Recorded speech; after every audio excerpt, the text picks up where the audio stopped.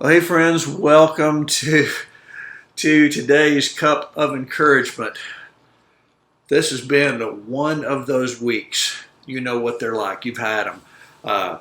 So this is the first time I've had a chance to record a video in a little bit, and I'm doing it at night from a hotel room. But here it is. Breathe. Oh, I need that for me today. That's almost always good advice, except when you're in a room filled with smoke or toxic fumes, which is exactly what our culture feels like right now. A locked warehouse with a dumpster full of weapons of mass destruction that's been set on fire. Except the room is locked from the inside. We're only trapped if we choose to be.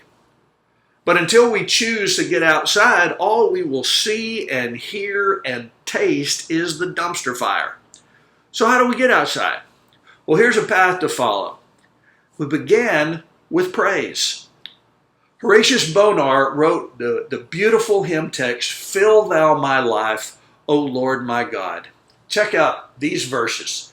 "Fill thou my life, O Lord my God, in every part with praise, that my whole being may proclaim thy being and thy ways.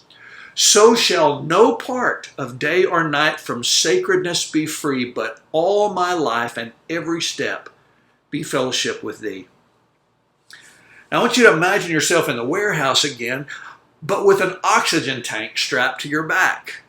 You're now able to breathe freely and think clearly as you calmly move away from the dumpster fire toward the door to fresh air and freedom.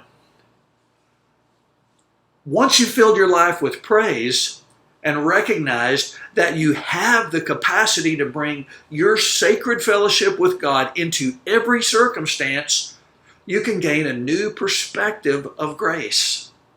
James 1:19-20 says, "Understand this, my dear brothers and sisters, you must all be quick to listen, slow to speak, and slow to get angry. Human anger does not produce the righteousness God desires." There's a reason the breathing of praise must come first. Only in the clarity of our own experience of God's presence can we resist the tendency to lash out at those who we perceive to be the igniters of the dumpster fire. When God's grace permeates us, then we're able to see our enemies in their own woundedness and need of God's gracious healing.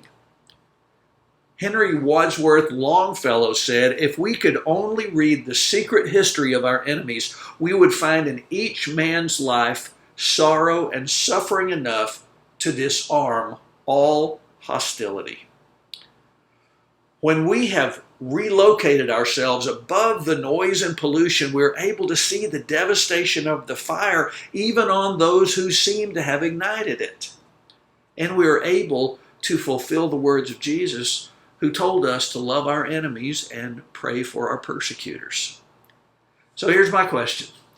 When was the last time you prayed for God to heal the brokenness of an enemy? Be amazing today, my friend.